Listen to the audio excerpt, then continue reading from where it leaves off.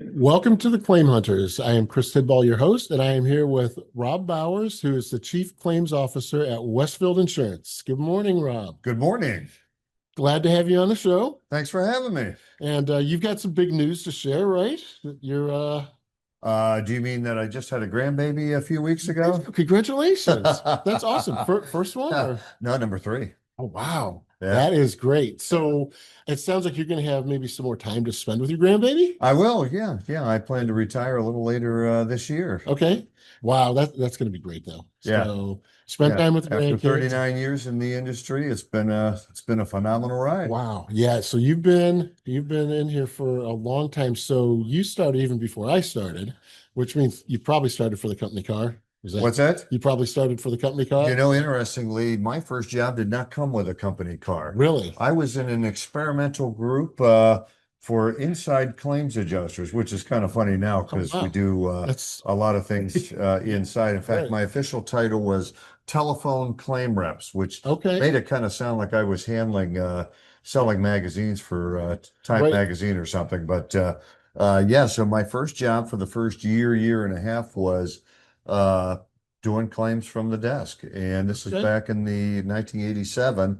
And the promotional scheme at that point was you'd start out at inside and then go up for some training. If you made it, I think I went up for some training about a year after I started, and Okay. a field position opened up shortly thereafter, and I finally got that coveted company There car. you go. Yeah. Yeah. Yeah. So has your whole career been with Westfield? No, I started with Hartford Insurance Okay. right out of college back in 1987. Was there Okay. for about 9 years and Okay. been with Westfield ever since. About Okay. just had my 30th anniversary with them about a month and a half ago. Wow. So things have changed. They've I, changed I mean, dramatically. so what do you think? I mean, compared to I started in 1989, right? So similar time, Yeah. and I think of like how things have changed over the years. I mean, what do you think the biggest changes have been? Well, when I started handling claims, we did not have a claims management system. Right. We had everything was, all of our work product notes were written on logs. Yep. We got our claims assignments handwritten, Yeah. and the way I trained was I think I had a week of reading Donaldson's claims Bible, and then we just started handling claims, and my supervisor would write uh, what I needed to do on the bottom of the sheet, get the claim, and just start plugging away. And you'd peer over the cubicle and ask questions, Right. uh, and that's how you learned. And I would say everything about the claims handling process has changed, Right. but ironically, the claims themselves have not changed, right? Yeah. People are still getting in auto accidents. People are still slipping and fall. Yep. We're still having catastrophe losses. So people are still having moments where we can provide them with exceptional service. But the way we've handled the claims and the way we get from point A to point B is completely different than it used to be, right? Yeah. We Definitely. have claims management systems, we have technology, we have the ability to task out things via drone or satellite imagery or video or uh, you know CCTV. I mean, anything that you can think of in between has helped us with all aspects of the claims handling process, hopefully to get it faster Right. and better. And help serve our clients more, hopefully more efficient for the claims handlers as well. But with that has come a lot more requirements, data Yes. requirements, service requirements. Expectations are much different than they used to be, right? If we didn't call somebody for a day back when I started, that was considered still pretty good service. Right. Now, if you don't call somebody within 2 minutes of them reporting the claim, Exactly. they're getting upset, right? Yes. So it's kind of that Amazon mindset where we've placed the order and we expect it to be dropped off 3 seconds later. Right. And if that truck's not up our driveway, we're starting to wonder what happened. So, the expectations have gotten higher, but but we're matching that with the technologies and things that we're utilizing. So, Yeah. I think it. You think back to the days of Polaroids and dictaphones. I mean, it got the job done, but I mean, it was a very, very different claims model, right? Today, a lot of it is inside, right? Yeah, It's kind of, funny you started as an inside adjuster because now so much of everything is inside and a right. lot of it's remote. A lot of companies are remote. I don't know. Are you guys back in office or? We're largely remote, Okay. so probably about 85% of our staff is remote all across the country. Yeah. We've got people in that work for us in many states that we don't that are not primary states where we do business. Right. So the remote model has helped us, acquire talent that is the best talent, Right. no matter where they live. But on the other hand, I'm a little old school enough that I worry about the collaboration, the ability to Yeah. peep over the cube and ask questions, or for a supervisor to listen and try to provide coaching and training, right? So Right. there's pros and cons, both for the employee and for the company that I think we'll be working through for years from a remote work standpoint. Yeah, no, I think you're right. I mean, I think there are definitely pros and cons. I mean, I think that, you have a cheaper, arguably cheaper claims model when you're, remote out of office. You don't have all the infrastructure Right. costs, but what's the price of being able to peep over the cube and ask the person next to you the Right. question? I mean, I think back to I learned so much from the guy that sat next to me. Just Right. listening to the way he acted on the phone, talk to people, and I mean, it can be good and bad because you can pick up a lot of bad habits too. That's right. Yeah. So Yeah. So uh, as a leader of a large claims organization, I see all the benefits for the employee, yeah, and for us, right? We get to hire good talent in a lot of remote areas that has enough flexibility that their engagement is high, and that yeah, hopefully provides much better service. We've not seen any of our metrics decline any because of the remote, so we're providing exceptional service. Our net promoter scores are as high or higher than they've been, before we were remote. Our quality scores are great. Our costs are very competitive. So we've not seen any decline there, right, but I worry about the fact that a lot of the folks we have a high retention rate for our employees, which is great, but that means that we were the same, a lot of the same folks that were going through the pandemic right, knew each other. yeah, So perhaps that collaboration wasn't as critical as it might be for all the new people that we're bringing in who right, don't know each other, and won't know each other except over a Zoom call yeah. or that remoteness. So I worry more about the long-term consequences of the remote work than I do about the short-term consequences because of just the relational aspect.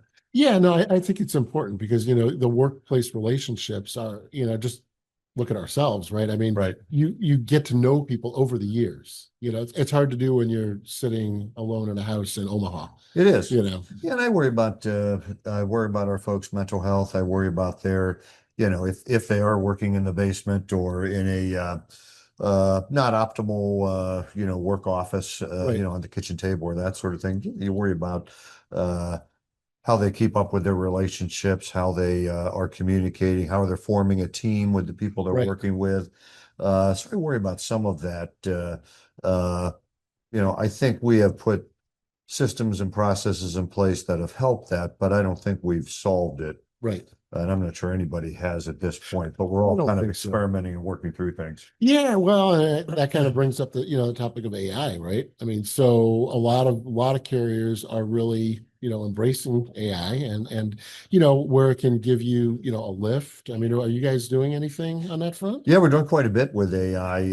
Over the last couple of years, we've moved a lot of experiments to business as usual. Okay. So the typical things you might expect, the review of medical records, Yep. uh, some of our litigation, like in the construction defect area, reviewing those and helping us summarize things. We're working on some experiments to take recorded calls and turn those into work product notes or Right. uh, structured data elements or status notes for the customer or for the agent. So uh, I think the use cases in the claim space are almost limitless, Mhm. and will dramatically change our industry over the next few years. Yeah, I agree. I mean, do you see a future where AI becomes so good that it actually replaces adjusters. I don't, and I'll tell Okay. you why. I still think, well, probably for two major aspects. One is the relational aspect. Yep. I think our business is highly relationship oriented, and we're dealing with people that have just gone through a major problem. Right. So they're going to want, we're going to want to continue to have individuals who can show empathy, who can uh, care for people in a way that I don't think can be replicated with AI. Right. Uh, and so while I think it can really enable us with uh, some of the admin or non-core work Hmm. that can help us have more time for empathy, Right. uh, then I don't think it's going to replace it. But the other big factor for me is the critical thinking aspect. Yeah. So AI can do a great job of summarizing medical records, but can it make the decision as to what injuries were related to that accident or Right. not? Can it relate to what bills or methods of treatment would have been best for that? Right. And there's so much judgment there that I think that critical thinking component, whether it's an injury claim or a property claim, because there's no specific definitive answer to those, what's the value, what's the injuries?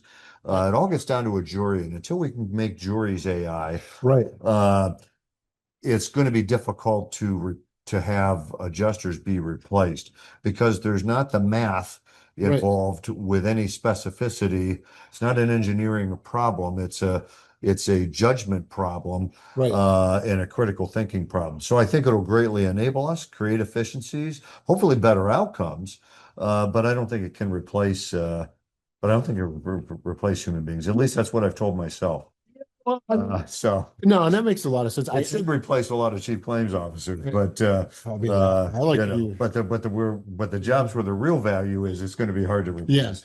I do like your idea of AI jurors. Okay, Yeah. so you heard about the $500 million verdict out of Orlando. Oh yeah. Yeah. The guy who was at a bar and Slip down the slept steps. down the steps Yeah. is a partial quadriplegic, I guess, on the days he goes to court. I'm not sure how Right. that Right. works, Right. but The other days he's so on his roof. so a half Yeah. billion dollars. Yeah. I mean, we're seeing this though all across the country. I mean, we're seeing these runaway verdicts, these nuclear verdicts. I mean, it was 10 years ago, it was what 10, 12 counties around the country that were these so-called judicial hellholes. Yeah. And now it's seemingly entire states. Georgia's become real problematic, Missouri Right. problematic. It's like, what are we going to do to rein this stuff in? Well, I first, again, maybe it's my natural optimism, but I look at the areas where we do business. So Yeah. Florida's our second biggest commercial state. We don't write in Missouri, although we do get claims Right. in Missouri, which we would agree is a hellhole. And I agree with the challenges in Georgia.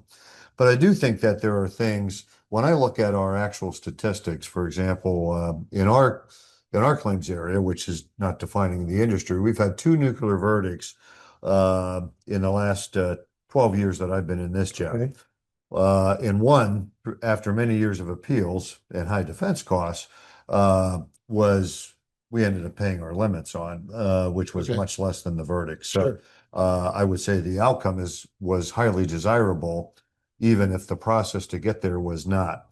So I don't disagree that we're seeing, the statistics do show we're seeing many more high verdicts, but I do think that all in all, what we're seeing is still a pretty high defense verdict rate. We would Yeah. define that in our company as being a verdict at or less than our last offer Okay.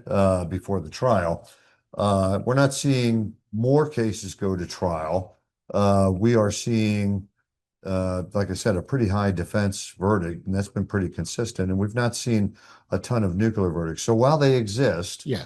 I think it's in specialized cases or unique situations uh, that we still need to worry about as an industry, and we still have more of a preponderance of the potential Right. for those verdicts. So I think working with our defense firms is absolutely critical, which is why being at an event like CLM here is so critical. Having those relationships with our defense counsels, developing Yeah. new strategies, developing new ways to collaborate together and really assess that risk is critical. So I think there's more risk, Yep. but I think with the right strategies, we can still, uh, we can still enable positive outcomes. Yeah, no, Uh, and that's a really good way to look at it because I think we hear about the nuclear verdicts, but we right. we don't hear about all the defense verdicts, and there's a lot of them.